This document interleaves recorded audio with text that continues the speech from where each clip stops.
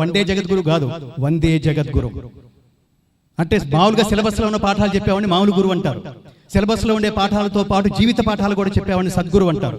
ఈ రెండు పాఠాలతో పాటు మనం వెళ్ళిపోయిన తర్వాత కూడా జాతిని మొత్తం ఎప్పటికీ ఎన్ని వేల సంవత్సరాలైనా వయో వర్గ లింగ విభేదాలకి తావు లేకుండా, జాతి కుల మత విభేదాలకి తావు లేకుండా, జాతి మానవ జాతి ఉన్నంత కాలం ఆ మాట కరెక్టేరా అని ప్రపంచమంతా ఎప్పుడైతే అంటుందో వాణ్ణి మాత్రమే జగద్గురు అంటాం. ఆ జగద్గురుకి స్థానం ఇచ్చిన దేశం భారతదేశం, శ్రీకృష్ణ పరమాత్మ. అందుకని అది భగవద్గీత అయింది. It's not a religious text. మీరు ఎనీ స్పిరిచువల్, మనం అధ్యాత్మ జ్ఞానము అన్నాం. ఎవడైతే చిన్నతనం నుంచే స్పిరిచువల్ పర్సనాలిటీగా ఉంటాడో, చిన్నతనం నుంచే అధ్యాత్మ జ్ఞానం నేర్చుకుంటాడో, వాడు పిచ్చి మాట మాట్లాడే అవకాశం లేదు, పిచ్చి మార్గంలో నడిచే అవకాశం లేదు.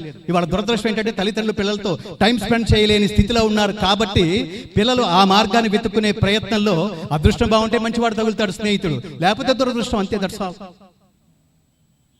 నాకు ఒకసారి అనిపిస్తుంది, జంతువులకి ట్రైనింగ్ ఇచ్చినట్టుగానే మన పిల్లలు కూడా అంతే ట్రైనింగ్ ఇవ్వాలి, లేకపోతే వాడు సంస్కారం. మన గుర్తుపెట్టుకోవాల్సిన విషయం, మన ఇంట్లో ఉన్నంతసేపు మన పిల్లలు పేరు కుటుంబం, అదే పిల్లలు రోడ్డు మీదకి వెళ్తే సమాజం.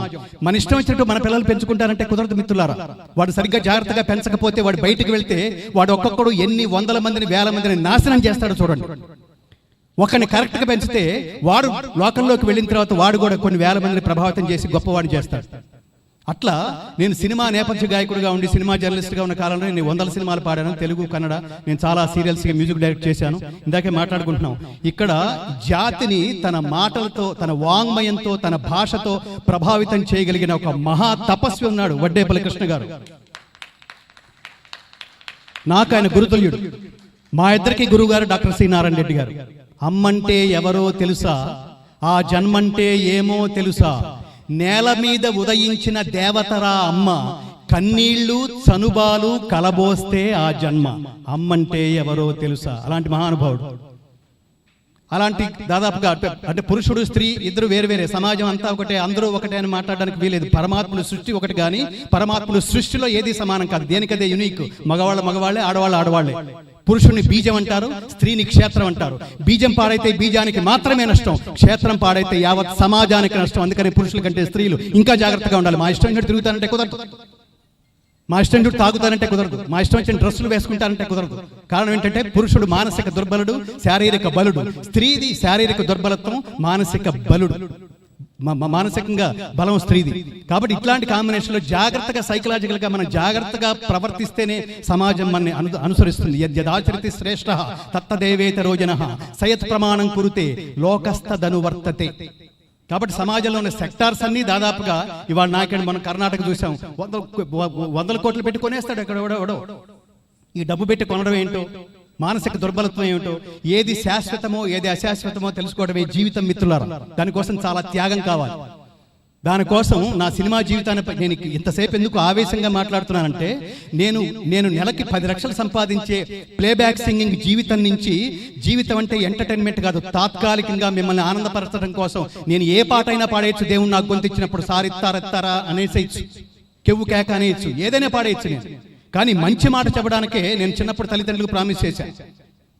నా నోట్లోంచి ఎప్పుడు మాట వచ్చినా సమాజాన్ని ప్రభావితం చేయగలిగే మాటలే మాట్లాడతాను నాన్న. నా నోట్లోంచి ఏ పాట వచ్చినా సమాజాన్ని ఆలోచింపచేసే పాటే పాడతాను నాన్న నేను ప్రామిస్ చేయడం కారణంగా సినిమా జీవితం నుంచి పక్కకు వచ్చి నేను 10 సంవత్సరాలు నా కుటుంబ జీవితం, నా సినిమా జీవితం, నా ఆదాయం, నా వృత్తి ఏదైతే గానం ఉందో దాన్ని మొత్తం పక్కన పెట్టేసి ఈ ప్రపంచంలో ఏ గాయకుడు చెయ్యని ఒక మహాద్భుతమైన కార్యానికి శ్రీకారం చుట్టాం 2006లో. అదేంటంటే సంపూర్ణ భగవద్గీతలోని 700 శ్లోకాలని తాత్పర్య సహితంగా హై ఎండ్ టెక్నాలజీలో మీరు కళ్ళు మూసుకుని వింటుంటే సాక్షాత్తు శ్రీకృష్ణుడు అర్జునుడికి ఉపదేశిస్తున్న జీవన గీతని మీరు ప్రత్యక్షంగా కురుక్షేత్రంలో కూర్చుని వింటున్న అనుభూతి కలిగించే సౌండ్ టెక్నాలజీలో దాన్ని రికార్డ్ చేయడం కోసం లైఫ్ దానికోసం పణంగా పెట్టాం మిత్రులారా.